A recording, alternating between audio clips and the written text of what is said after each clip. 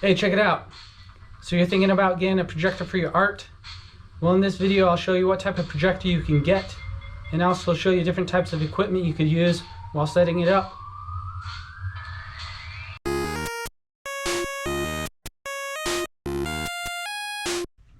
So depending on what type of artwork you're creating, it could vary a lot. You could be drawing on a small piece of paper, a larger canvas, or even like a huge mural on the side of a wall, okay? So it'd be nice to have a projector that can project an image on any of those cases. Here I have the ElecWave DLP micro projector that I bought off eBay for only $34, okay?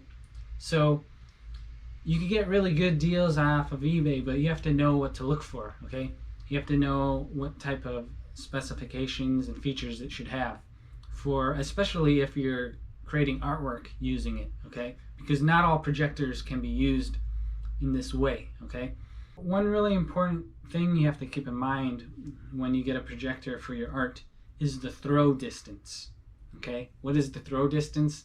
That basically allows you to figure out like how far away the projector can be before it can be in focus. A lot of projectors have to be set back several feet or yards before it can be in focus. And that was actually a problem I ran into when I bought my first projector. I tried to use it for art and I realized that it wasn't being in focus. I had to pull it back far and then the image would get really big and very dim because it wasn't that bright. This is a cheap projector, so I had to get a different one. So you need one that you can position at any distance so that you can get pretty much any size, any projected size image, okay? You can check the online manual if you find a projector that you're interested in, and it'll tell you the projector distance and also the screen size. In this case, this one at 0.18 meters, it has a projected image of 7 inches. At 1 meter, it has a projected image of 38 inches, okay? So you can get an idea as to how big or how close it could get. Since this is DLP technology, it could pretty much focus at any distance that you want it to. The throw ratio tells you like how wide, how large the image is based on how close it is. So if it's like 2-to-1, that would be like 2 feet away, and the image would be like 1 foot across, okay? And what I try and look for is like a 1-to-1 ratio. That would be pretty good. So you'd have it like a foot away from the surface, and the size of the projected image would be 1 foot across, okay? But somewhere between like 1-to-1 or 2-to-1, somewhere around there is a good throw ratio. I also looked at YouTube reviews to see how it performed and that sort of thing. That's always a good thing to do. Look at like YouTube videos so you actually see how it's working, because sometimes if you don't actually see it, sometimes they make it sound better than it actually is. If you're just looking at like the specifications or images, product images and that sort of thing. Sometimes products appear smaller than they actually are. But a lot of the cheaper ones are kind of big and bulky and they don't focus right. So that's one thing you have to keep in mind, is it has to be like portable and lightweight so that you could position and mount it in different ways depending on what you're using it for. Like if you have like a piece of paper or canvas and you want to project it down, straight down onto it, having it small and lightweight would make that process a lot easier. If it's big and bulky, then it might not be possible to do that, okay? So another thing that I like to have is physical buttons on the device so that you don't have to rely on extra stuff like a remote that might require batteries. Mine came with a remote, but I don't want to use it. Also, I think the battery's dead on it, so I'd have to buy another battery.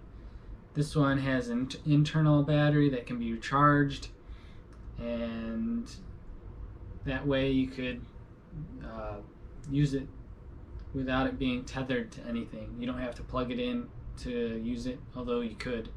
So when you're setting up your projector and you want to position it in different ways, it's good to have different types of equipment that you could use to do that. And this equipment that I had before I got my projector, and I used it with my camera.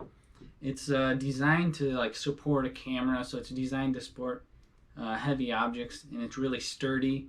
It's really solid. Okay, it's an articulating arm here, and it has different pieces.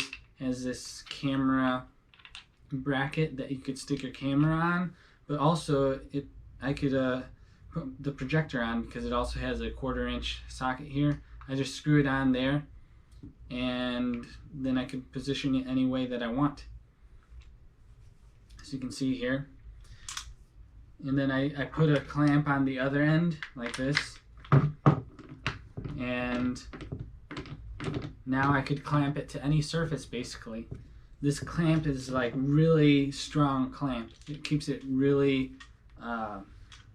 once it's attached, it isn't going anywhere. It has like this screw, and I don't know how they designed it, but it's really strong. And so you also twist this and it becomes really tight, and so you can't, it's really solid. Like you can't move it in any direction. It's really strong. It's by Manfrotto.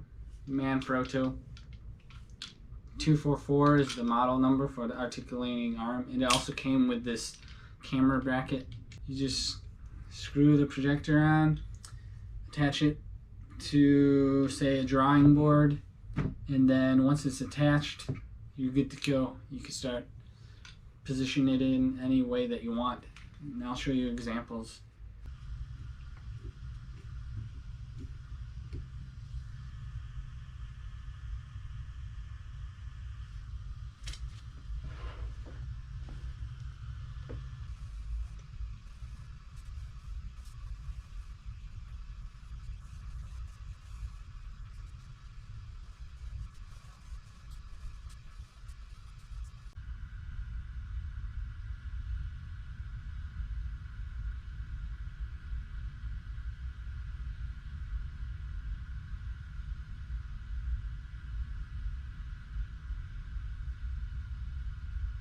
But if you don't have equipment like this, you might have something else like a tripod that you could use, that you could just screw the projector into the tripod and then set the tripod wherever you want it. Make it face down or face towards an art easel if you have that, or against a wall, and just like trace it. You're not supposed to project it for the entire time you're creating the artwork. You're just supposed to use it for a short time just to get the general details and things like that. This is another clamp that I have, and I bought it for my action camera, like vlogging type of camera and stuff. But same sort of thing, it's just smaller, and it's not as strong because it's not built as tough, but same sort of idea behind it. You could attach a projector to the end of it, and then like attach it pretty much anywhere you want it. Also, another nice thing about this clamp, it has a 1/4-inch socket underneath that you could attach to a tripod, and I'll show you an example how to do that, where it's attached to the tripod and then it's holding a broomstick that I had to extend further, and then had a clamp at the end of the broomstick with the projector on it so that you could get really high up. I think they're really good to have because then you could set it up on like a table or a drawing board and just position the projector in whichever way you want it, because you might be creating more than one art piece, more than one drawing, and that sort of stuff, so you might want to be able to position it in different ways very easily without having to reset it up. An articulating arm allows you to do that. But you could also, if you already have stuff, maybe have some studio lighting equipment, or other stuff like that. Basically anything that allows you to screw into a 1/4-inch tripod socket, then it'll work, right? Maybe you have like a microphone, a boom microphone stick sort of thing, a microphone stand, you know, maybe a selfie stick with a tripod attached to the bottom of it.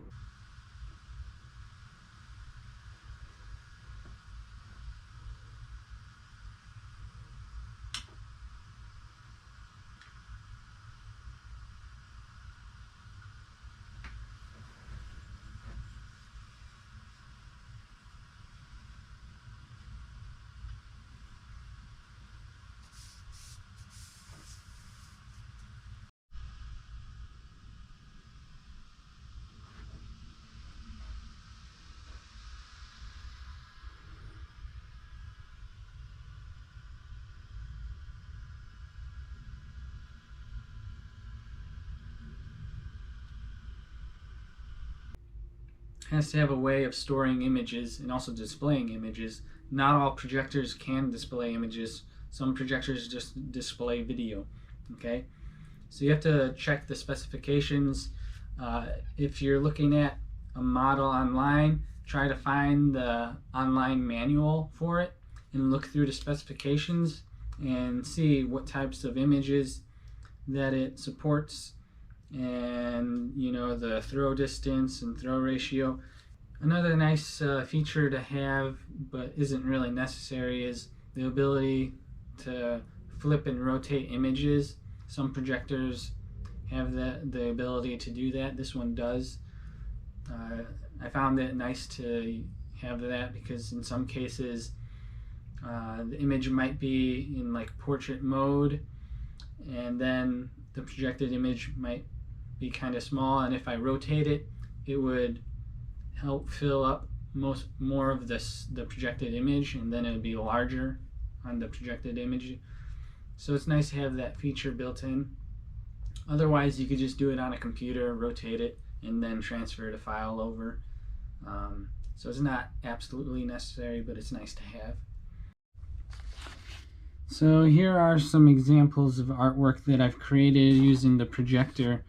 In this one, I sketched out this drawing and I composited a bunch of images online and kind of edited in a program. I got like a bird and like pasted a bird onto some person and then projected that image onto the piece of paper, and then after that I just inked over it the details. Over here we have another image, basically like some sunroom with a bunch of plants, and I projected the image and then sketched out the main details, and then after that I just went over the sketch with ink while I was looking at the image. Over here we have another one that I am currently working on. Basically the same sort of thing. I have like a very loose pencil sketch of the details, and then after that I just turn off the projector, attach it to this thing, and then I go over to my computer and look at the image and ink stuff in all the details that I see. Okay, so that's what I used it for. Hey, so there's the video all about projectors for art. Hopefully that gives you enough information to understand what specifications or features you'll need in a projector when you're creating art. If you have any questions, just leave a comment and I'll get back to you. Hit that like button, subscribe, leave a comment. These things will help convince YouTube to push this channel. If you'd like to support us in other ways, you can make a donation at our Patreon page by going to tracingmasterpieces.com/support for more information. I'd like to thank a returning supporter. This is Abusive for the $20 contribution. I'd also like to thank Zarknark for their $10 contributions. And I'd also like to thank my $5 contributors as well. And lastly, if you'd like to join our Discord server, you can go to tracingmasterpieces.com/discord.